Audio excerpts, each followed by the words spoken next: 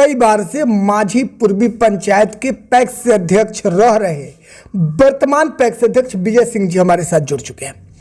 आइए मिलते हैं इनसे और जानते हैं एक पैक्स के उन तमाम योजनाओं के बारे में जिसको वो किसानों तक पहुंचाता है और किसानों को लाभान्वित करता है। इसके साथ साथ पैक्स समिति पर भी हम चर्चा करने वाले कि पैक्स समिति का संचालन कैसे किया जाता है और पैक्स समिति के संचालन के लिए किन किन सदस्यों की जरूरत होती है। तो स्वागत है आपका डेली लाइव न्यूज चैनल में। सर, वर्तमान में केंद्रीय सहकारिता मंत्री अमित शाह जी पैक्स के उत्थान को लेकर निरंतर प्रयास कर रहे हैं। आपको क्या लगता है कि पैक्स का उत्थान जरूरी है? जरूरी है। ये है। क्यों जरूरी है सर? सब किसानों को फायदा होगा, यही जरूरी है। बिल्कुल। तो फिर पैक्स एक समिति है और पैक्स समिति का उत्थान होना चाहिए, तो पंचायत स्तर पर क्या किया जाएगी कि पैक्स समिति का उत्थान हो? अभी तो जिला में चल रहा है ये सब मीटिंग सेटिंग, ये कोऑपरेटिव के बारे में जी। देखिए आगे चल के सब समिति लोग क्या राय निर्णय लेते हैं। बिल्कुल। अभी तो हम लोग सिस्टम से चलते हैं, जैसे जिला से आदेश आता है वैसे करते हैं। बिल्कुल।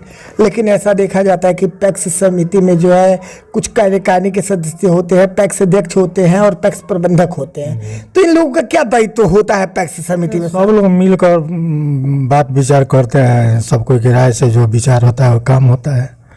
अच्छा, जो पैक्स प्रबंधक होते हैं उनकी क्या भूमिका होती है पैक्स समिति में, पंचायत में? अरे अध्यक्ष प्रबंधक मिलकर सब काम करते हैं, देखा जोखा काम करते हैं। बिल्कुल। और जो कार्यकारिणी के सदस्य होते हैं पैक्स समिति में, जो सर्व समाज से चुनकर आते हैं, सर्व समाज से चुनकर आते हैं, तो उनकी क्या भूमिका होती है? उन लोगों को हम लोग बुलाते हैं, जितने लोग रहते हैं बैठकर मीटिंग सीटिंग अपना करते हैं, कार्यों का समीक्षा करते हैं। बिल्कुल। लेकिन सर इसके साथ साथ पैक्स समिति में हरित क्रांति के अंतर्गत tractor, trolley, rotavator, cultivator, harvester, कृषि यंत्र और कृषि उपकरण भी दिया जाता है। तो वो क्यों दिया जाता है सर पैक्स समिति को? वो सब गृहस्थ के फायदे के लिए मिलता है, समिति को उत्थान के लिए मिलता है। बिल्कुल। तो क्या उससे जो गृहस्थ किसान है वो लाभान्वित होते हैं? होते हैं। तो मान के चलिए कि किसी किसान को पैक्स समिति के ट्रैक्टर से या फिर कृषि उपकरण से जुताई बुआई करवाना हो तो उसके लिए क्या प्रक्रिया होती है सर? उसके लिए ऑनलाइन किसान कराएगा, उसके बाद हम उसको टाइम देंगे जी, उसके बाद उसका जुताई बुआई करेंगे। बिल्कुल। गाड़ी भेजकर। अच्छा। लेकिन सर इसके साथ साथ देखा जाता है कि पैक्स समिति के अंतर्गत फसल की भी अधिप्राप्ति होती है, जैसे धान और गेहूं की। तो उसके लिए क्या प्रक्रिया है? किस प्रक्रिया के माध्यम से आप लोग धान और गेहूं की अधिप्राप्ति करते हैं? हम लोग को जो किसान देता है 2183 रुपये के रेट में हम लोग लेते हैं।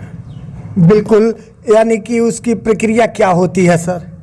ऑनलाइन होती है। अच्छा, ऑनलाइन के माध्यम से आप लोग करते हैं। बिल्कुल। देखिए यहाँ पे स्पष्ट शब्दों में जो माझी पूर्वी के पैक्स अध्यक्ष विजय सिंह जी है वो खुलासा कर रहे हैं कि अगर किसान से पैक्स में धान अधिप्राप्ति करनी होती है तो किसान सबसे पहले ऑनलाइन करता है। ऑनलाइन करने के माध्यम से जो है वो अपना धान देता है और जो सरकार का MSP यानी कि मैक्सिमम सेलिंग प्राइस होता है उस हिसाब से धान की खरीदारी पैक्स में की जाती है और ऑनलाइन के माध्यम से खाते में भुगतान किया जाता है। सर ऐसा देखा जाता है कि PDS भी चलता है, PDS का भी संचालन होता है और इसके साथ साथ खाद बीज का दुकान भी है। तो क्या इन सभी का संचालन आपके पैक्स में होता है? जी होता है।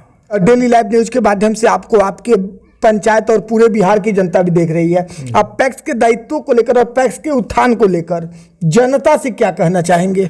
हम किसानों से कहेंगे कि पैक्स में जुड़िए, पैक्स से जो फायदा होगा क्या होगा। बिल्कुल। चलिए जी, चैनल से जुड़ने के लिए और अपना कीमती समय देने के लिए बहुत बहुत धन्यवाद आपका। धन्यवाद।